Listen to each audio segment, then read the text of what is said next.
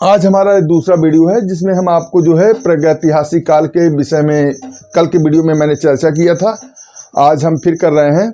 तो हम एक बात कहना चाहते हैं, जो कल पहला वीडियो था, पहला मार्कर था, पहला बोर्ड था, शायद इस कारण से हमारी जुबान फिसल गई कि एक बार फिर से सुन लीजिए। प्राइम रोज जो थे, डॉक्टर प्राइम रोज, इन्होंने जो है आपको स्टार्ट में मैंने बताया था कि डॉक्टर प्राइम रोज कौन है। तो उन्होंने क्या किया था, भारत के अंदर सबसे पहले कर्नाटक स्टेट है, कर्नाटक स्टेट में एक जिला है रायचूर, और वहाँ पर लिंग सगूर नाम के स्थान पर उन्होंने जो है पाषाणकालीन उपकरणों की खोज सन 1842 में किया था, 1842 में।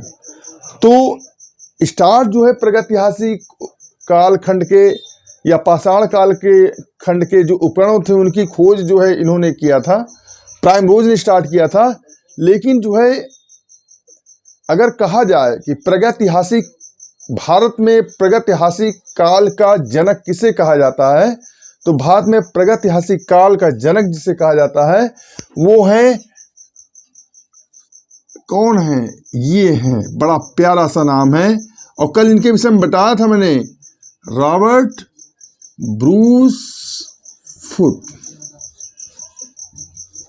और ये भी बताया था कि रॉबर्ट ब्रूस फुट ने जो है ये कहाँ गए थे, मद्रास में।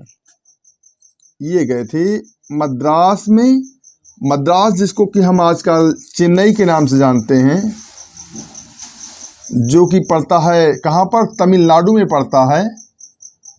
और इस तमिलनाडु में जो है इन्होंने किसकी खोज किया था, मद्रास में गए थे, एक जगह थी पलवरम, और उस पलवरम नामक स्थान पर इन्होंने खोज किया था हैंड एक्स की, हैंड एक्स की इंग्लिश में लिख देते हैं, तो बोर्ड नीचे हो गया, झुकने में दिक्कत हो रही है, हैंड एक्स की, ठीक है। हैंड एक्स की खोज किया था, हथौड़े की खोज किया था, पत्थर का जो है हथौड़ा था, तो हैंड एक्स की खोज किया था इन्होंने। इस कारण से ये एक बहुत बड़ी उपलब्धि थी। इसके बाद इन्हीं के मित्र थे विलियम किंग, उन्होंने 1884 में गए और वहां पर जाकर के अतिरपक्कम में, जो कि इसी के करीब में पड़ता अतिरपक्कम में, वहां से हैंड एक्स की खोज किया। इस तरह से जो है दक्षिण भारत की जो संस्कृति डेवलपमेंट हुई, पाषाण काल की जो संस्कृति थी उसको हैंड एक्स संस्कृति के नाम से भी जानते हैं।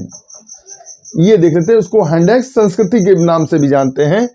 तो रॉबर्ट ब्रूस फुट हल्के फुल्के व्यक्ति नहीं थे, ये भूगर्भ वैज्ञानिक थे जिन्होंने जो है दक्षिण भारत में हैंड एक्स की खोज किया था, और विलियम किंग ने भी किया था। तो दक्षिण भारत की जो संस्कृति थी वो हैंड एक्स थी। तो अगर दक्षिण भारत की संस्कृति हैंड एक्स थी, अब हम इंडिया बना लेते हैं तब समझ आएंगे। ये हमारा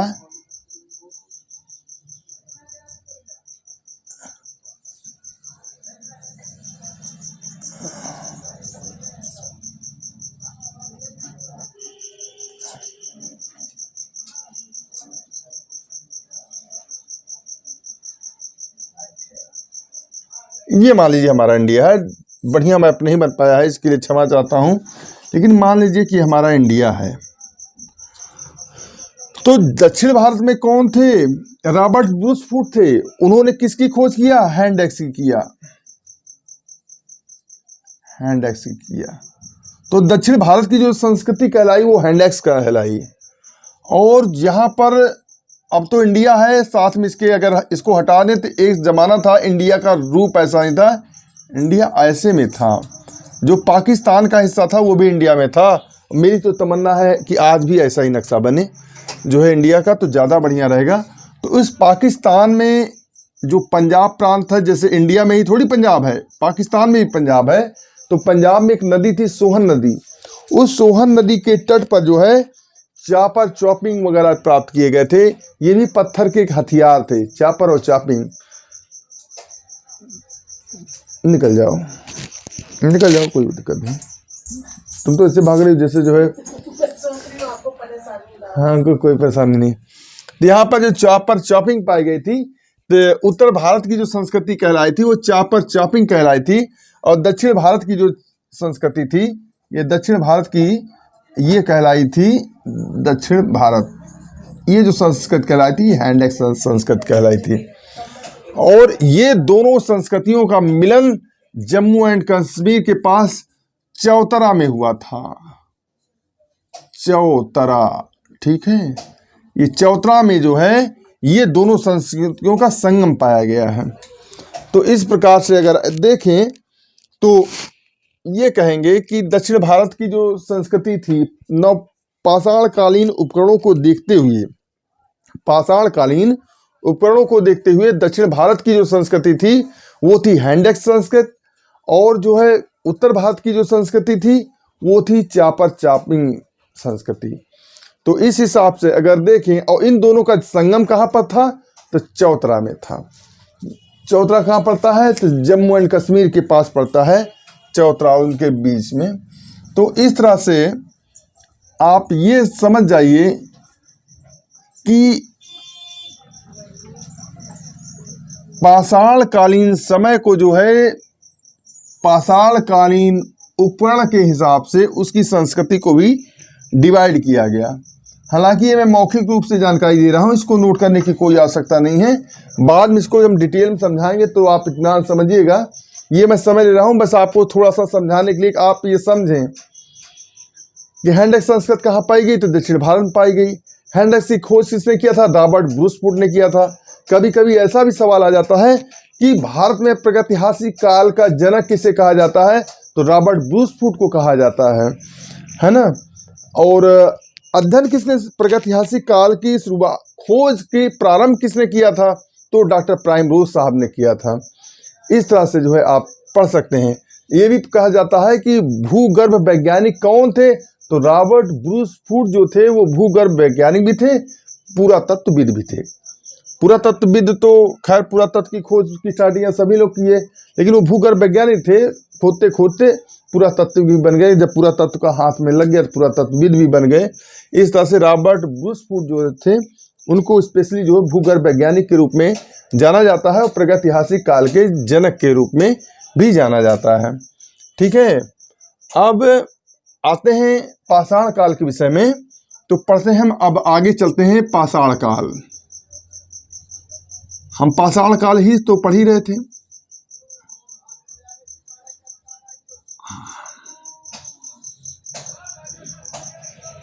अगर देखें हम पाषाण काल को, तो पाषाण काल को हम 3 पार्ट में डिवाइड कर सकते हैं, क्योंकि क्वेश्चन जो आते हैं वो डायरेक्ट पाषाण काल से नहीं आते हैं।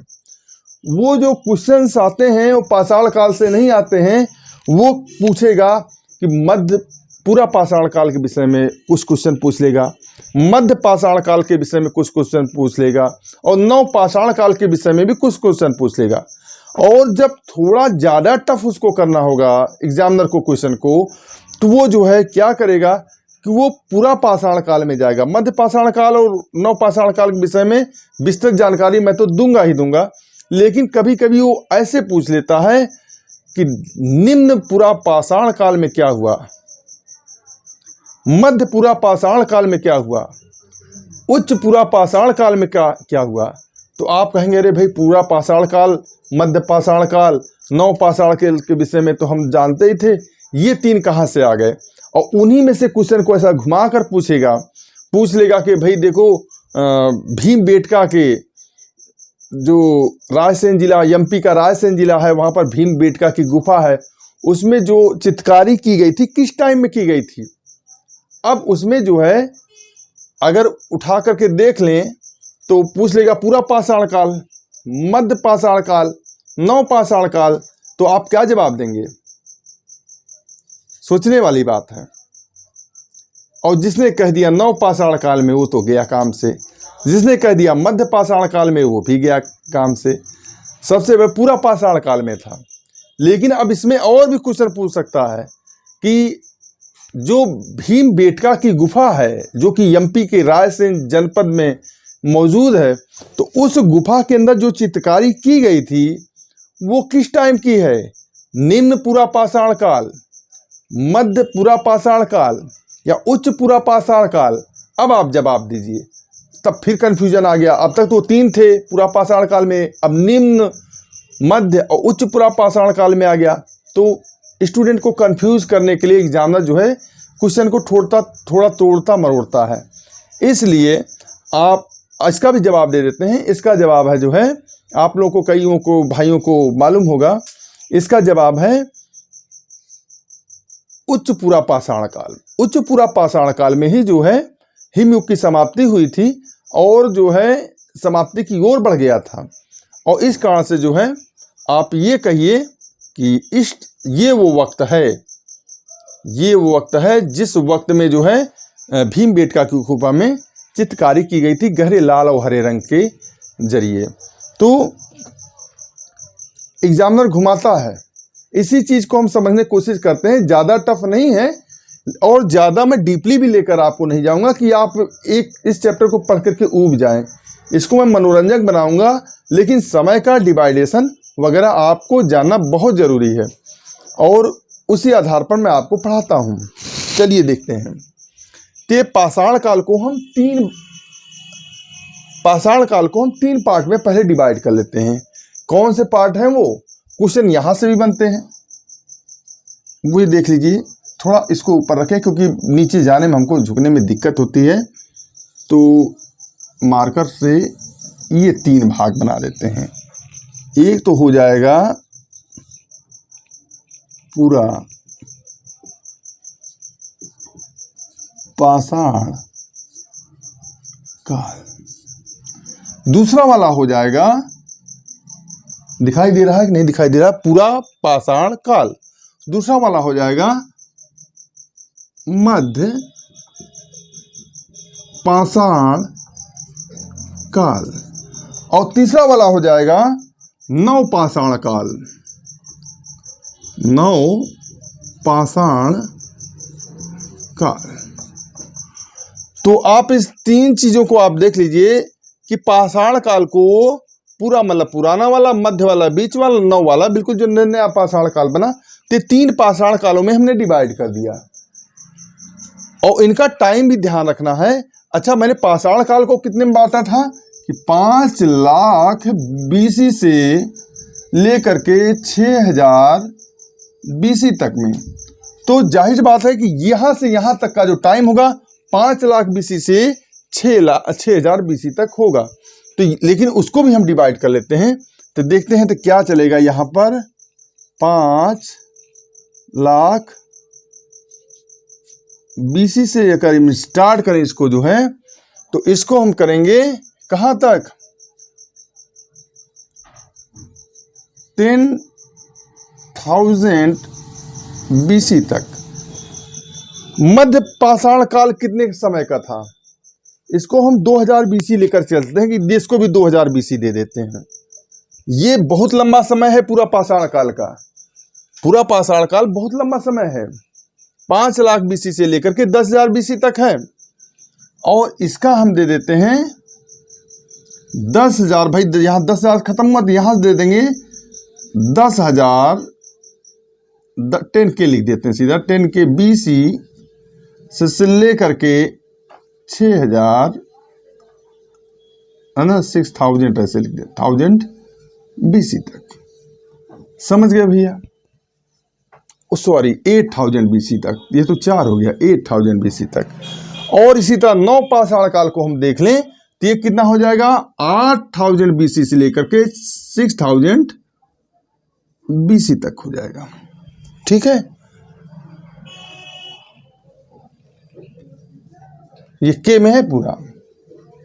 ठीक है, तो इस प्रकार से जो नव पाषाण काल है, मध्य पाषाण काल है और पूरा पाषाण काल है, इन तीनों को हम डिवाइड कर देते हैं। और एग्जामिनर जो है क्वेश्चन इससे पूछेगा, इससे पूछेगा, इससे पूछेगा। इन सभी कालखंड की अपनी अपनी विशेषताएं हैं और उन्हीं विशेषताओं से उठा करके बेहतरीन से सवाल को डेवलप करता है। लेकिन हमको जो है एक चीज और देखना है, ये 2 तो हम पढ़ेंगे ही, इसको यहां से कर लें। ये जो पर्सनल चीज है इसको हम स्पेशली लेके चलते हैं, क्योंकि कहीं ना कहीं एग्जामिनर इसमें ज्यादा घुमाने की कोशिश करता है। तो ये 2 तो हम अपना साइड से रख लेते हैं। इसको हम बाद में पढ़ेंगे। और सबसे पहले हम पढ़ेंगे किसको, इसको पढ़ेंगे, कहा गया भाई मार्कर। ठीक, तो इसको हटाइए, इसको हटाइए और इसको लेकर के चलते हैं पूरा पाषाण काल। ये रहा, गीला नहीं है ज्यादा, चलो कोई बात नहीं। ठीक, अब आ गए इस पाषाण काल के विषय में। पूरा पाषाण काल समझ गए ना, इसको पढ़िए पहले, इसको पढ़ेंगे। बहुत बेहतरीन दिलचस्प भरे नॉलेज है इसके अंदर। तो इसी को हम तोड़ेंगे। जैसे उसके 3 पार्ट पढ़े थे कि पूरा पाषाण काल हो गया, पूरा पाषाण काल हो गया, मध्य पाषाण काल, नव पाषाण काल, वो तो हम पढ़ेंगे ही, लेकिन उसी पहले वाले पूरा पाषाण काल को जरूर इसको पढ़ें 3 पार्ट में तोड़ करके। इसमें ज़्यादा मजा आएगा, समय ज़्यादा नहीं लेंगे। हमेशा क्लास हमारी बातों बकवासों में ज़्यादा लंबी खींच जाती है। इसको हम ख़त्म करते हैं, चलते हैं नेक्स्ट क्लास की तरफ। और उसमें चलते हैं, हम चलते हैं पूरा पाषाण काल। पूरा पाषाण काल, अब यही पूरा पाषाण काल है, फर्स्ट वाला पाषाण काल का पहला पार्ट पूरा पाषाण काल। इसको भी हम किसमें 3 भाग में बांट दें।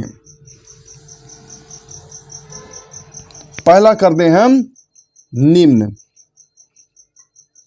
निम्न पूरा पाषाण काल। दूसरा कर देते हैं हम मध्य पूरा पाषाण काल। ये हमने नहीं किया है, इसको किया है उन्होंने, पुरातत्वविद वालों ने, लेकिन हमको पढ़ना है तो आपको समझाना है मध्य पूरा पाषाण काल। और तीसरा हमारा आ जाता है उच्च पूरा पाषाण का, उच्च पूरा पाषाण काल। चलिए, ये 3 पार्ट हो गए। तो तीनों का कार्यकाल क्या था, जैसे उसमें समय दिया था, तो याद रखिए कि ये तो शुरू होते ही पाषाण काल से 5 लाख BC से लेकर के 50,000 BC तक का ये टाइम था। ठीक है, और ये कितना था, 50,000 BC से 40,000 BC तक।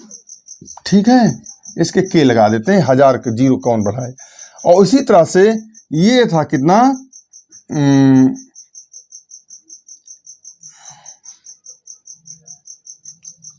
40,000 BC से लेकर के 10,000 BC तक। अब इतना सा हम लेके चले, मार्कर ले लेते हैं BC तक। ठीक है, देख लीजिए आप इस पूरा पाषाण काल को। थोड़ा समझने में आपको टफ लग रहा होगा, लेकिन ऐसा है नहीं। देख लीजिए, वही पूरा पाषाण काल है, उसी को मैं 3 पार्ट में बांट दिया है। हमने क्या कहा, मध्य पाषाण काल, नव पाषाण काल छोड़िए, सिर्फ पूरा पाषाण काल पर आते हैं और उसी पूरा पाषाण काल को पढ़ना है। उसी पूरा पाषाण काल को हमने 3 पार्ट में बांट दिया, निम्न पूरा पाषाण काल, मध्य पूरा पाषाण काल और उच्च पूरा पाषाण काल। और तीनों को टाइम भी जो इतना निर्धारित था वो टाइम बता दे रहे हैं। 5 लाख से 50,000, ये टाइम विशेष ध्यान रखें। और 50,000 से 40 और 40 से लेकर के 10,000 BC तक। ठीक है, इतना ध्यान रखें, ये टाइमिंग हो गया। और आपको बता दें कि यहीं पर है जो आपको भी मैंने चर्चा में कहा था कि कश्मीर का जो पंजाब है वहां पर सोहन नदी बहती है। और सोहन नदी के तट पर जो है चापर चापिंग टाइप के जो है उपकरण पाए गए थे, चापर चापिंग बिदाणी। तो चापर चापिंग लेके चलते हैं, उसी को हम जो है पेबुल संस्कृत कहते हैं, पेबुल संस्कृत भी कहते हैं उसको। तो वो चापर चापिंग जो है यहाँ पर पाया गया था, तो इसे चापर चापिंग संस्कृत कहते हैं। उत्तर भारत में पाया गया था कौन सा, चापर चापिंग संस्कृति। ये क्या है, ये जो पत्थर के औजार पाए गए थे, पूरा पाषाण काल के जो उपकरण पाए गए थे, उस उपकरण को देखते हुए इसको किस तरह के हथियारों से वो शिकार किया करते थे, समय समय के साथ में हथियारों के या पत्थर के औजारों के रूपों में भिन्नता थी। उन रूपों में भिन्नता थी। उसी रूपों की भिन्नता में से ही एक भिन्नता है चापर चापिंग संस्कृत। इसके फिगर भी बनते हैं, मैं इसको भी बताना चाहूँगा, लेकिन जो है वो किसी विशेष काम के नहीं हैं, इसलिए बताना सही नहीं है। और इसी टाइम पर ही दक्षिण भारत में जो हमारे रॉबर्ट ब्रूस फुट साहब थे, उन्होंने किस चीज़ की खोज किया? हैंडेक्स संस्कृत की। आपको मैंने बताया था कि मद्रास के पलवरम में रॉबर्ट ब्रूस फुट, जो कि भारतीय उपमहाद्वीप के प्रागैतिहासिक काल के जनक कहे जाते हैं, उन्होंने खोज किया था हैंडेक्स की। तो वहाँ पर क्या था? दक्षिण भारत में पाई गई क्या चीज़ हमारी? हैंडेक्स। हैंडेक्स, ठीक है। और इन दोनों संस्कृतियों का जो संगम था वो कहाँ पर था? वो था, स्थान एक था चौतरा। चौतरा नामक स्थान पर दोनों ही संस्कृतियों का संगम पाया गया। जैसे गंगा और यमुना का संगम होता है, कहीं ना कहीं दोनों आके मिलते हैं। इसी तरह से ये दोनों संस्कृतियां, जो दक्षिण भारत की संस्कृति और उत्तर भारत की संस्कृति, ये साउथ इंडिया का था, जिसे हमने कह दिया था रॉबर्ट ब्रूस फुट। लिखना जरूरी है तो लिख देते हैं, चलिए ठीक है। रॉबर्ट ब्रूस फुट, और भी विलियम किंग ने भी पाया था। तो इस तरह से रॉबर्ट ब्रूस फुट ने जो है खोज किया था इसका, तो 1863 में। तो इस तरह से दोनों संस्कृतियों का जो संगम पाया गया है, चौतरा पाया गया। इससे ज़्यादा इसमें पढ़ने लायक कोई चीज़ नहीं थी। हाँ, अगर आदमी के जीवन के विषय में पता करें, हम ज़्यादा लंबा नहीं खींचेंगे हम, अगर आदमी के जीवन के विषय में पता करें तो वो आदमी कैसा था? जंगली था, नंगा था, भूखा था, घूमता था, फिरता था, खाना बदोश था, खाद्य संग्राहक था, खाने की तलाश में भी घूमा करता था, खाने को इकट्ठा करने के लिए भी घूमा करता था। तो लिपि का उसको ज्ञान नहीं था, आग का भी ज्ञान नहीं था। आग ऐसा नहीं है, जब धरा बनी हमारी, तो धरा तो गर्मी से बनी है, ठंडक से बनी है, प्रत्येक प्रकार के जलवायु के परिवर्तन से बनी है। तो जाहिर सी बात है कि आग तो बहुत पहले से ही मौजूद थी, लेकिन मानव को उस आग को इस्तेमाल करने के तरीके के विषय में नहीं पता था, और आग को उत्पन्न किया कैसे जाए ये भी पता नहीं था। और ये पता चलता है आगे के समय में, उसके विषय में बताऊंगा। वो नवपाषाण काल में पता चलता है विशेष करके कि आग का बेहतरीन उपयोग करता है। जहाँ से मानव ने आग के उपयोग का समय, आग का उपयोग उसने करना शुरू किया, वहाँ से उसके आग के उपयोग करने के तरीके के प्रमाण मिले। तो वहाँ से हमने तो कहा कि भाई हाँ, इसने मानव ने आग का प्रयोग किया। लेकिन उससे पहले जो है आग का प्रयोग करता भी रहा होगा, तो उसका कोई प्रमाण नहीं है। लेकिन ये भी तो अंदाजा लगाया जाता है कि आग की खोज जो है धरा के बनने के साथ में ही हो गई थी, मानव की उत्पत्ति के साथ में आग की खोज हो गई थी। तो जाहिर सी बात है कि मानव का और आग का आमना सामना तो होता ही रहा, लेकिन मानव ने आग का सही उपयोग नहीं कर पाने के कारण ये कह सकते हैं आग का ज्ञान तो था लेकिन उपयोग करना नहीं आता था। तो ऐसी कंडीशन में इसको कहते हैं, ठीक है। और भी कई जगह हैं, कोतवाल का पठार है, जम्मू कश्मीर में लिद्दर नदी है, पहलगांव है, नेवासा है, टी नरसिंहपुर है, या फिर और भी जगह है। क्या कहते हैं, यहाँ पर लिखना चाहें, लिखने को तो लिख सकते हैं, लेकिन इतना डिटेल में जाने की आवश्यकता नहीं है। एग्जाम इतना ज़्यादा नहीं पूछा जाता है। जब हमें जो है ब्रॉड टाइप के क्वेश्चन को निर्माण करना होगा, तब हम आपको उसके विषय में बताएंगे कि नेवासा है, जो है प्रवरा नदी का तट पे, इन सब चीज़ों के विषय में बताएंगे। यहाँ पर जो है उन जगहों से भी पाषाण कालीन उपकरणों के साथ मिले हैं, डिडवाना लैंड वगैरह भी है, मरुभूमि। तो इस तरह से, लेकिन उसकी चर्चा करने कोई जरूरत नहीं। इतने याद रखिए, चापर चापिंग संस्कृति कहाँ की थी? उत्तर भारत की थी। दक्षिण भारत की संस्कृति कौन सी थी? रॉबर्ट ब्रूस फुट ने किया था, हैंडेक्स संस्कृति थी। और उन दोनों का मिलन जो स्थान था, मिलन संगम, वैलेंटाइन डे वाला पॉइंट, कुछ भी कह लीजिए, तो ये जो स्थल था ये चौतरा था, ठीक है। इतनी सी बात इसमें ध्यान रखें। अच्छा, एक बात और, निम्न पूरा पाषाण काल में ही इसी संस्कृतियों को क्या कहा गया? कोर प्रणाली संस्कृत कहा गया है। कौन सा? कोर कहीं कहीं कोड प्रणाली भी लिखा था, कोड प्रणाली, लेकिन कोड प्रणाली हम कहते हैं, कोड प्रणाली संस्कृति भी इसको कहते हैं। ठीक है, इस वाले को। ठीक है, समझ गए भैया? इतनी सी बात समझ गए। ये भी याद कर लीजिएगा, ज़्यादा नहीं मैंने पढ़ाया।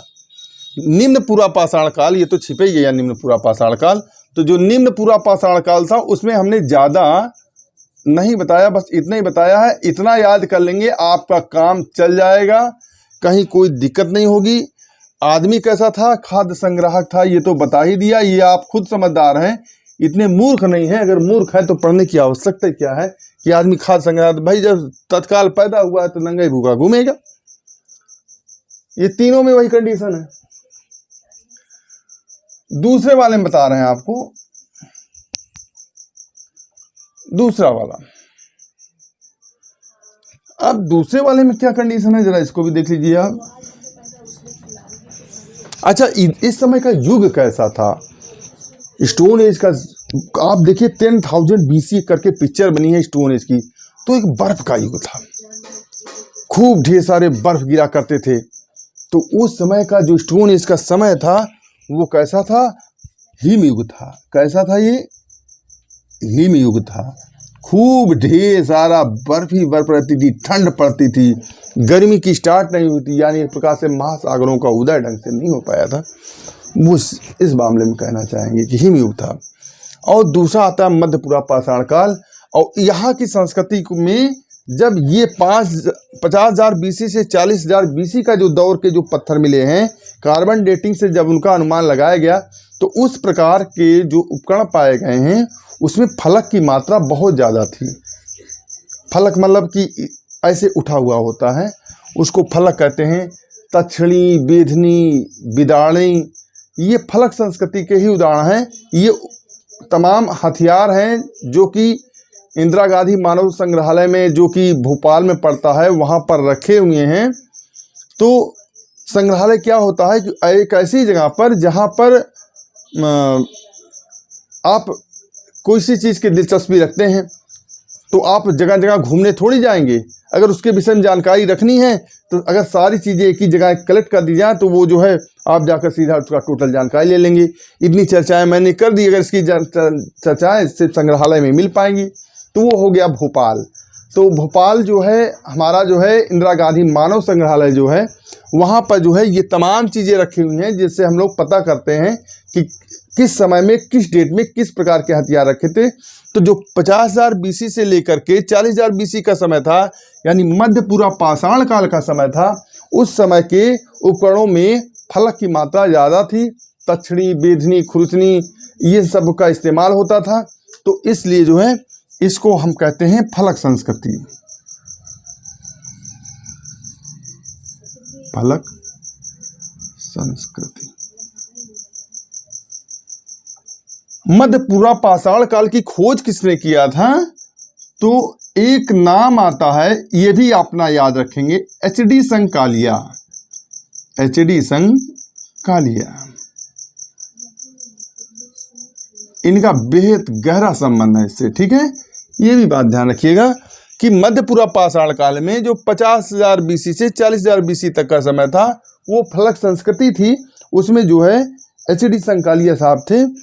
एक बात और कि इस समय के दौरान 3 नगरों की विशेष चर्चा होती है जहां से जो है पाषाणकालीन उपकरणों को पाया गया था।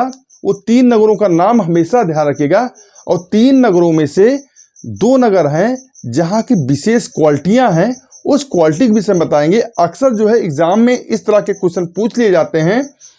पूछा जाएगा कि प्रथम बार मानव के उपस्थित होने का साक्ष्य कहां से प्राप्त हुआ था। पूछ सकते हैं कि भारतीय महाद्वीप में मानव के उपस्थिति का साक्ष्य कहां से प्राप्त हुआ था। क्या जवाब देंगे आप?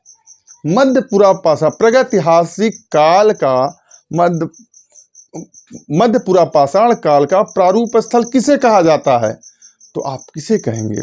तो इन सब बातें को लिए जो है 3 चीजें याद रखिए। एक तो है फलक संस्कृति के अंतर्गत, 1, 2 और ये हो गया 3। ठीक है, तो एक है निवासा। अभी मैंने आपको यहाँ पर भी बताया था कि ये सब स्थान पर जो है पाषाणकालीन उपकरण पाए गए थे। तो ये है निवासा। और निवासा कहाँ है भाई? निवासा है महाराष्ट्र में। महाराष्ट्र में कहाँ पर? प्रवरा नदी के तट पर निवासा है। महाराष्ट्र के प्रवरा नदी के तट पर है। देख लीजिए, ये MAH महाराष्ट्र के, ठीक है भैया, कौन सी नदी है? प्रवरा नदी तट पर है। प्रवरा नदी के तट पर है। और एक बात और है कि इसको क्या कहा जाता है? मध्यपुरा पाषाण काल का प्रारूप स्थल कहा जाता है। लिख दे यहाँ पर, झुकना पड़ रहा हमें, मध्यपुरा पाषाण, राइटिंग सही नहीं बन पाएगी यहाँ नीचे, आप लोग समझ जाइएगा, का प्रारूप स्थल। क्या कहेंगे इसको? प्रारूप स्थल। बस इतनी सी बात याद रखिए, ज़्यादा मैंने इसके विषय में नहीं बताया है।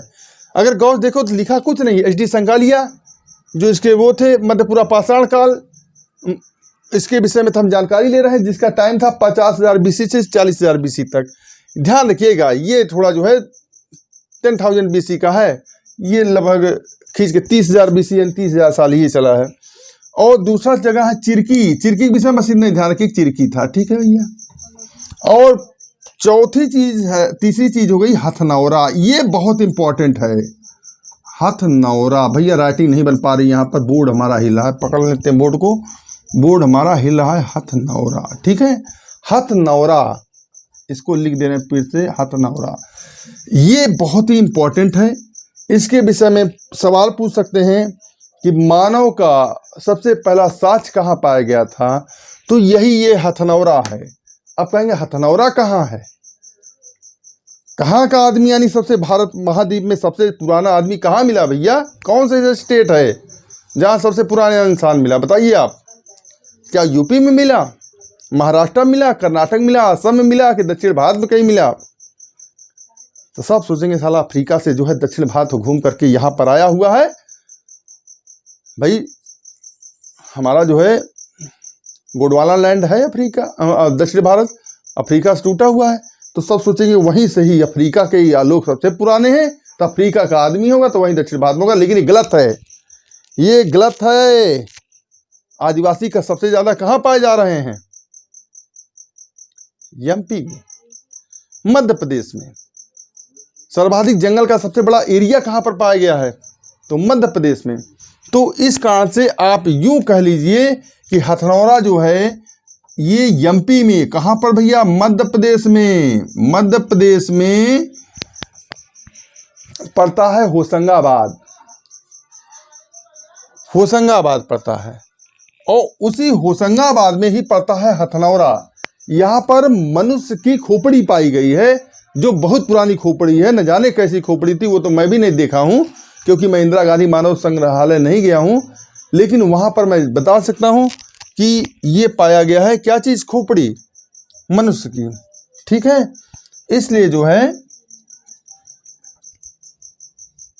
ये मानव का कंकाल, मानव का प्रथम कंकाल पाया गया है, कंकाल पाया गया है। खोपड़ी है आदमी की, ये बता दे रहा हूँ, खोपड़ी है आदमी की, मानव खोपड़ी है, वही चीज़ है। तो आप समझ गए। यहाँ पर दो चीज़ों पर विशेष ध्यान देना है, एक निवासा पर, दूसरा हथनौरा पर। सवाल देखो, एग्जामिनर यहाँ से पूछ सकता है कि मानव का प्रथम कंकाल का साक्ष्य कब पाया गया था? तो मध्यपुरा पाषाण काल में पाया गया था। या फिर प्रारूप स्थल किसे कहा गया है? तो भी आप कहेंगे मध्यपुरा पाषाण काल का है। और कोर प्रणाली संस्कृति कहाँ की है? तो तुरंत बताएंगे कि कहाँ की है, निम्नपुरा पाषाण काल का है। अगर कहेंगे फलक संस्कृति कहाँ की है, तो कहेंगे आप जो है मध्यपुरा पाषाण काल की है। और इसके विषय में अब आखिरी, या तो ये दो तो खत्म हो गए, अब तीसरा थोड़ा सा और पढ़ लीजिए, समझिए कि आपने पूरा पाषाण काल के विषय में पूरा जो है पढ़ लिया है। ठीक है, इससे ज्यादा पूरा पाषाण काल के विषय में लेकर नहीं चलेंगे हम आपको। तीसरी चीज हो गई हमारी ब्लेड संस्कृति। ब्लेड संस्कृति जो पाई गई थी ये भी दक्षिण भारत का साइड की में पाई गई थी ब्लेड संस्कृति। ठीक है भैया। अच्छा, एक बात मैं आपको बताना भूल गए कि यहाँ पर हिम युग था, तो यहाँ पर कौन सा युग था? ये भी हिम युग था। ये भी क्या था भैया? हिम युग था, यानी बर्फ ही बर्फ पड़ती थी। पिक्चरों में भी था 10,000 BC में, 10,000 BC की ये कहानी है, तो थोड़ा ये भी कहानी है।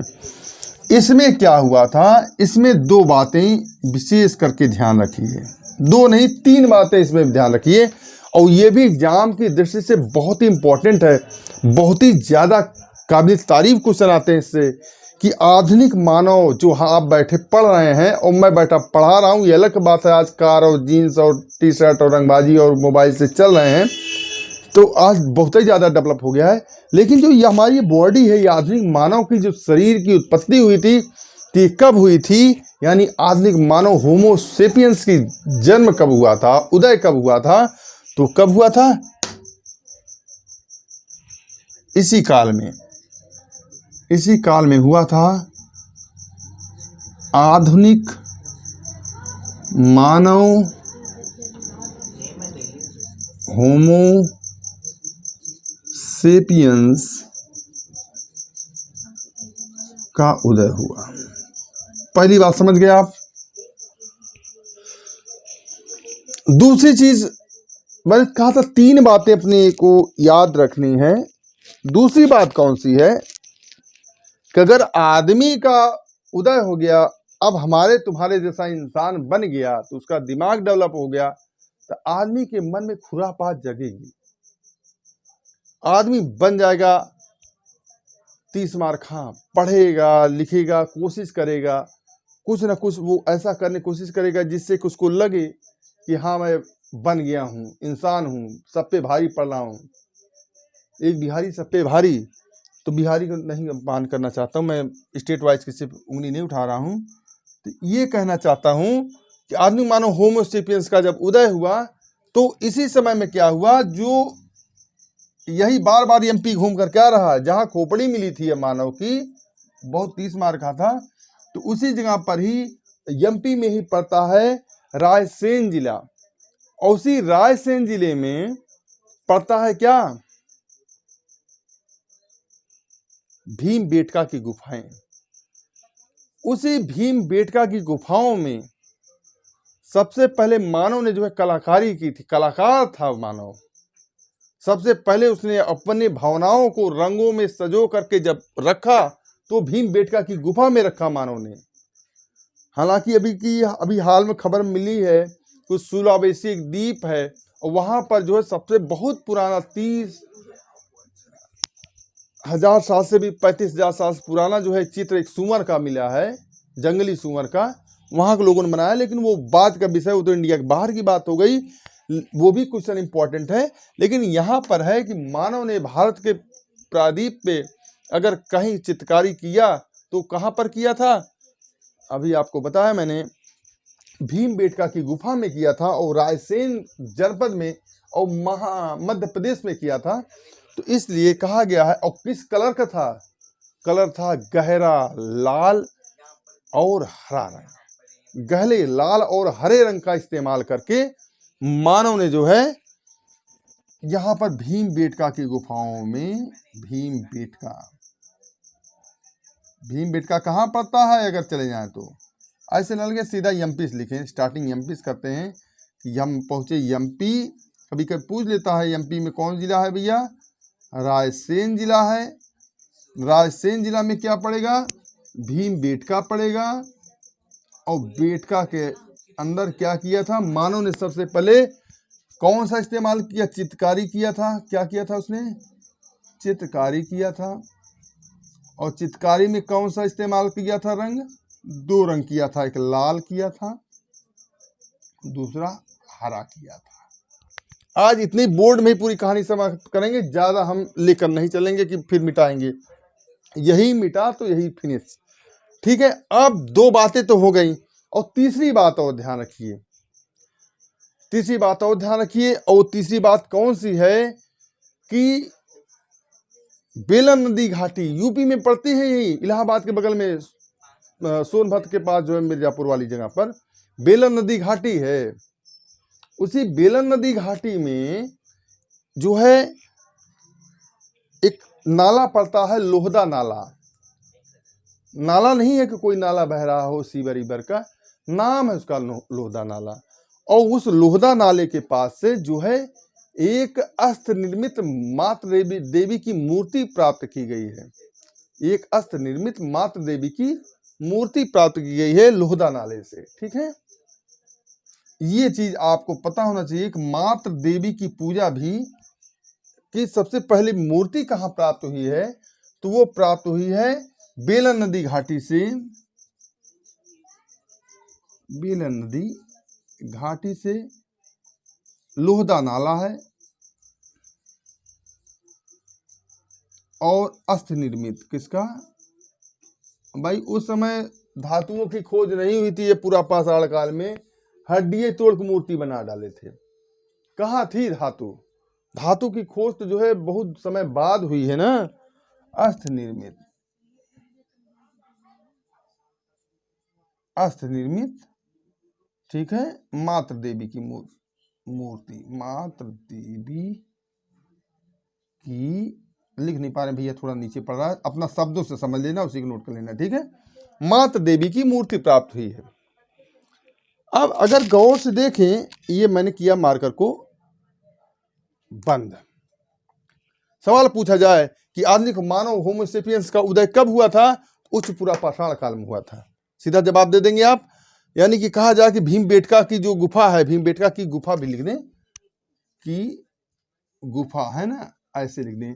भीमबेटका की गुफा कहाँ पड़ती है, तो मध्य प्रदेश पड़ती है। मध्य प्रदेश कौन जनपद है, रायसेन जिला है। वहां पर क्या किया था, मानव ने चित्रकारी पहली बार किया था। और वो कहाँ किस कलर में किया था, लाल और हरे रंग में किया था। और वो कहाँ किस युग के में किया था, तो सीधा जवाब देंगे उच्च पूरा पाषाण काल में हुआ था। एग्जामिनर घुमाएगा आधुनिक मानव होमोसेपियंस का उदय कब हुआ था, तो आप इसको भी कह देंगे सीधा उच्च पूरा पाषाण काल में हुआ था। दूसरी बात, इससे पहले मध्य पूरा पाषाण काल का समय देख लेते हैं, तो ये समय है। इसके विषय में आप सीधा सीधा बता सकते हैं भाई।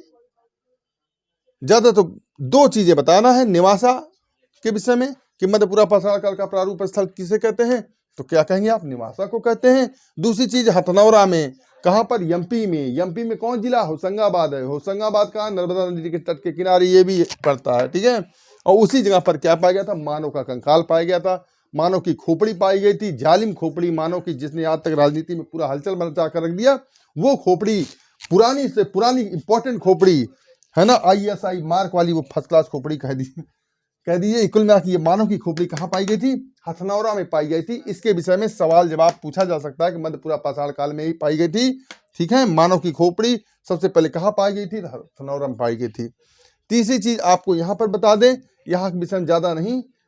अच्छा, इसकी संस्कृति कौन सी, फलक संस्कृति कहाँ की है, मध्य पूरा पाषाण काल की थी फलक संस्कृति। ठीक है, ये भी ध्यान रखेंगे। तछड़ी बेदनी, वो ब्लेड संस्कृति हो गया। अच्छा, कई प्रकार के फ्लिंट, चार्ट, क्वार्टजाइट और जस्पर, ये सब पत्थरों का भी उपयोग किया गया था। उसके विषय में ज्यादा डिटेल नहीं बताया, क्योंकि एग्जाम में इतना डीपली नहीं पूछा जाता है, इतना डीपली नहीं पूछा जाता है, वरना तमाम चीजें हैं इसको बताने के लिए। तो आप वो पढ़िए जिसको एग्जाम में पूछा जाएगा। 101% उम्मीद रहती है कि ये देखिए, कोड प्रणाली संस्कृति कब की थी, पूरा पाषाण काल की थी। चापा चापिंग संस्कृति कहाँ थी, ये कहाँ की थी, नॉर्थ इंडिया की थी। कहाँ की, ये नॉर्थ इंडिया की थी। और इंडिया में भी बता दिया आपको, पाकिस्तान को जो पंजाब की सोहन नदी का किनारा था, वहां पर चापर चापिंग संस्कृति पाई गई थी। और जहां पर रॉबर्ट ब्रूसफुट जो थे, ये दक्षिण भारत की, साउथ इंडिया की संस्कृति थी। ठीक है, और साउथ इंडिया की थी। और इस रॉबर्ट ब्रूसफुट ने हैंड एक्स की खोज किया था, तो ये हैंड एक्स संस्कृति कहलाई। ठीक है, ये दक्षिण भारत में जो है डेवलपमेंट थी। और इन दोनों संस्कृतियों का जो मिलन केंद्र था, वो कौन सा था, चौतरा था। अच्छा, ये बात थी कि यहाँ पर हिमयुग है, यहाँ पर हिमयुग है, यहाँ पर कौन सा युग है। अब यहाँ पर देखिए, हिम युग जो है खत्म हो रहा है। यहाँ पर हिम युग खत्म हो रहा है, गर्मी बढ़ रही है, जाहिर बात का आगे कहानी बदल जाएगी मध्य पूरा पाषाण काल में। ठीक है, इसीलिए मैं कह रहा हूं कि यहाँ पर हिमयुग समाप्ति की कगार की ओर पर स्पीड से चल पड़ा है। हिमयुग समाप्त हो रहा है, एक नई दुनिया का आगमन हो रहा है। अब तक जो मैंने पढ़ा है एक अलग दुनिया थी, हिमयुग की कहानी मैंने बताई, वही स्टोन एज जिसकी कहानी मैं आपको बता रहा था, पिक्चरों में दिखाई जाती है, कार्टून के रूप में दिखाई जाती है, ढेर सारे बड़े बड़े हाथी उनके बड़े बड़े दांत के साथ में दिखाई जाती है। वही पूरा पाषाण काल की घटना के विषय में मैं आपको बताने जा रहा था, ये पूरा बता दिया है। एग्जामिनर ज्यादा से ज्यादा क्वेश्चन इसी से घुमा फिरा पूछेगा और कहीं से नहीं पूछ पाएगा, और इससे ज्यादा क्वेश्चन बनेंगे भी नहीं। तो 4 से क्वेश्चन जो एक्स्ट्रा बनते हैं उसके विषय में बता दूंगा। ये भी बता दूं कि रॉबर्ट ब्रूस फूट कौन थे, इनको भी अगर उठा लो, ये भारत महाद्वीप में प्रागैतिहासिक काल के जनक कहे जाते हैं। भारत महाद्वीप में प्रागैतिहासिक काल के जनक कहे जाते हैं। कौन?